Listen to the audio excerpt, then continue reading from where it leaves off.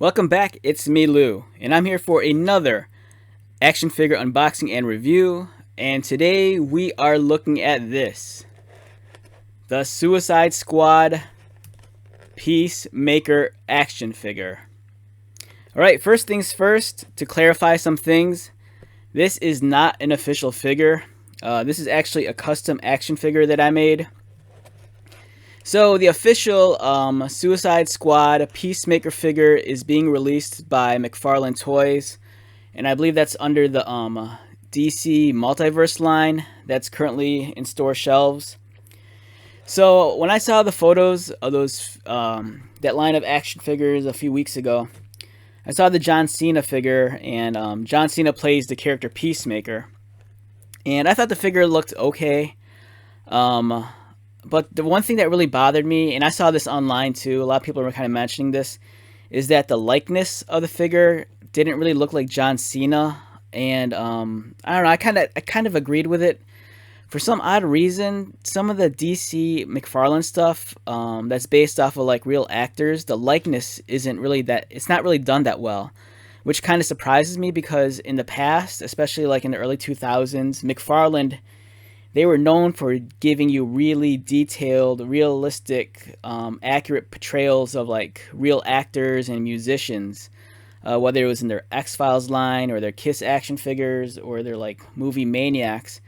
They were so good at recreating the actual likeness of the actors and the characters they portrayed in the films. But for some of the recent stuff, like I saw the Aquaman figure that was based off of the Justice League movie, and the likeness of that, it barely looks like the actor Jason Momoa. I mean, the figure is beautiful, the details well sculpted, and you know the actual figure itself is great. But when you get to the head part, it just doesn't look right. And part of me is like, I know, regardless of how I feel about the McFarlane Peacemaker figure, I know I'm probably gonna get one if I could find one. But for the most part, I think this was also kind of, I just kind of saw this as a fun challenge. I'm a big wrestling fan to begin with, big fan of John Cena, and I remember I was going through like my parts bin the other day, and I came across an old Cena head, and I believe it was it was actually from John Cena's first action figure. It was a Ruthless Aggression action figure, and if you remember the figure, it's like Cena, and he's in the long like maroon, dark red track pants, and then he came with the chain necklace and all that, and I had that figure. And I remember I wanted to make a custom so he actually looked like how he looked like later on in the jean shorts. So I remember removing that head and then making a custom body, and so it actually looked more like seeing it on TV at the time.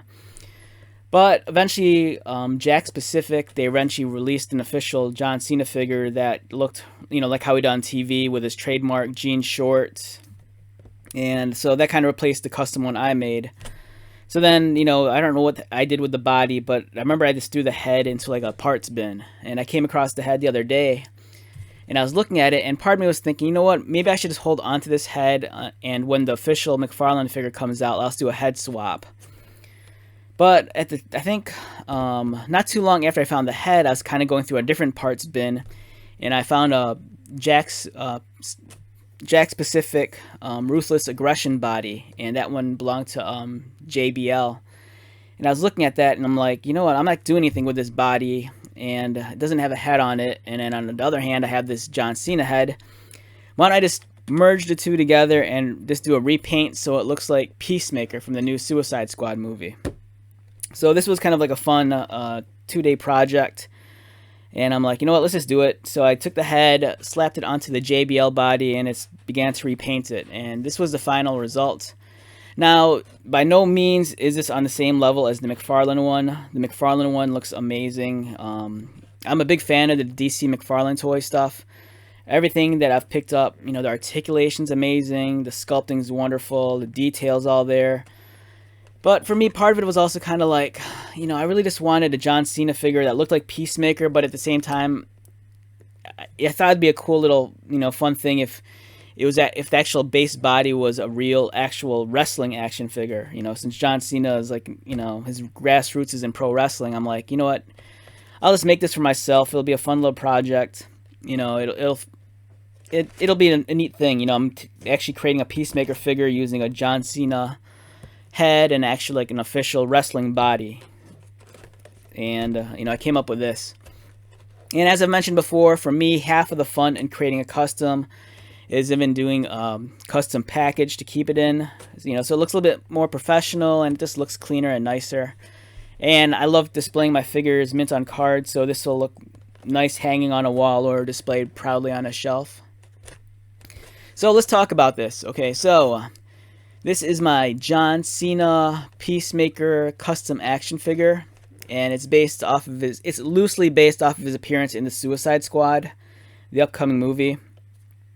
So at the time when I was first designing it, the photos I was using weren't that great. So his costume is more of an approximation. This isn't this isn't like one-for-one accurate to how it is in the movie.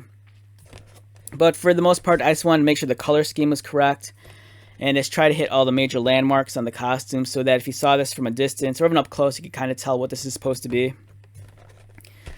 In terms of the package design, nothing fancy. I wanted this to be something I could throw together like in 30 minutes. So I wanted to I just Googled it and I found the Suicide Squad movie logo for the new movie. Created this graphic design inspired backdrop. Grabbed one of my favorite DC logos. DC, they've changed their logos over the years. I'm a big fan of the really old classic logo from like the 70s and 80s. But, you know, it's gone through different iterations over the last 20 years. But this is one of the more recent ones I like a lot. I think the film DC logo is kind of loosely based off of this, I think.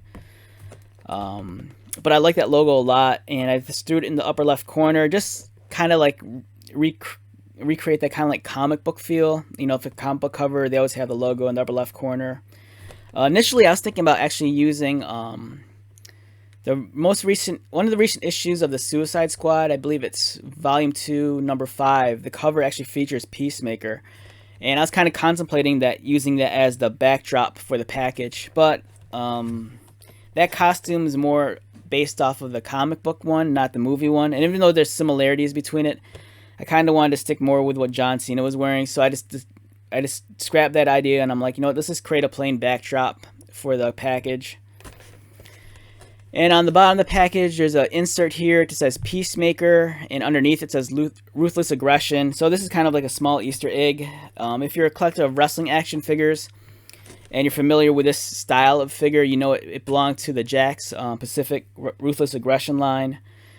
So for me, this was a fun little Easter egg. I just wanted to pay homage to, you know, the actual original toy line this came from. DC logo on the side again, and then if you go on the back, I just went for the bare minimum. This found an image of John Cena as Peacemaker and just slapped it on there and the logo. So let's take a look at the action figure, and this will give you an idea too of the package. So this clamshell case that I'm using for this package design, this clamshell case package is originally intended for Star Wars action figures, and I believe it's for the 3 3/4, like, you know, the older Star Wars toy lines and like I think the vintage collection. I believe those carded figures will fit in this clamshell. But I like this clamshell a lot. The dimensions are perfect for like a 6 or 7 inch figure. You know, you can perfectly center a figure and still have breathing room at the top for like logos and copy. And it's awesome. It closes pretty well. It could be a little bit tighter, but it holds it in place. And they have a hanging tab at the top, which I like a lot, especially if you're a collector who likes to hang your figures on a peg or wall. And here's my custom Cena Peacemaker action figure. Right now it's kind of twist tied onto this cardboard backing just so it doesn't shake around when it's in the package. And let's take this out.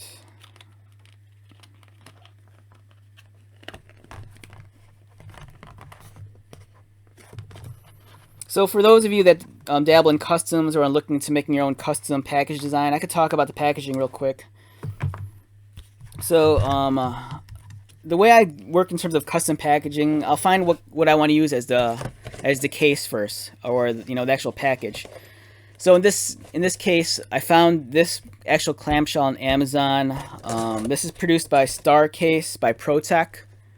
And if you're familiar with ProTech, they make a lot of protection kind of like cases and other things. I believe not only for action figures, but maybe even like Funko Pops, I think. And I want to say maybe they do other things.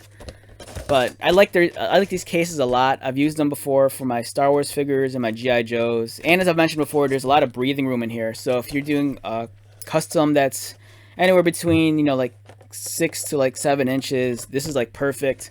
It's tall enough. It's deep enough. And when I designed the package, I took the dimensions of the display area right here. And then I went into Photoshop and create a file document that size.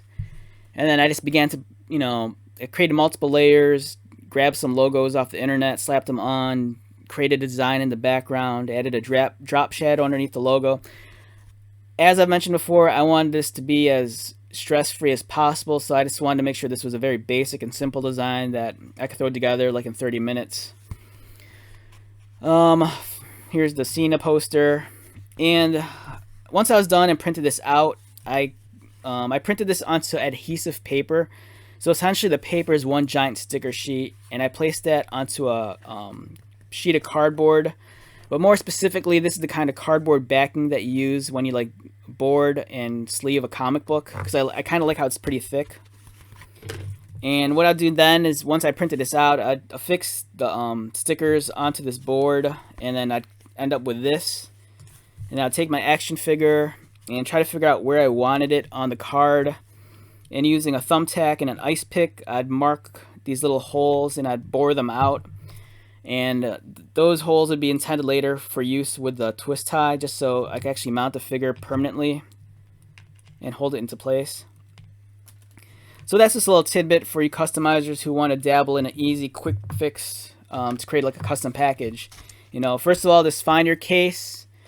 Clear plastic ones are awesome. Just make sure the dimensions are right. And if you have some sense of graphic design or familiarity with Photoshop, you know, just make sure you get the right dimensions and then print it out on a nice printer, some nice paper. And, you know, the more professional it looks, you know, I think the package, if you have, even if your custom's a little bit shoddy looking, I really believe that if you could do a decent looking package, it kind of like increases, you know, how much better your custom will look. Because for me, it's about the complete package, no pun intended. You know, once this is boxed away, it just looks more professional.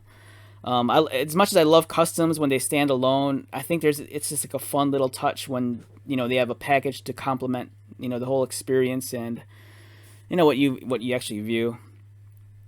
So yeah, here is my custom John Cena Peacemaker figure. As I've stated before, this is the Ruthless Aggression body produced by Jakks Pacific back in the day.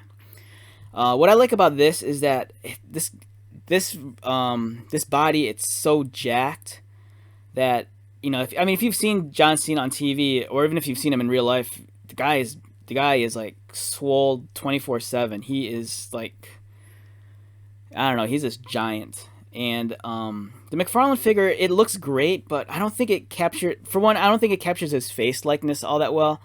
But two, I don't think it does a great job of, you know, recreating of how muscular and how larger than life John Cena is. And even though this is a little bit more proportion wise, a little bit more on the cartoony side, this comes from an age of action figures when, you know, they sculpted this stuff out by hand. I don't believe they did computer renders for something like this.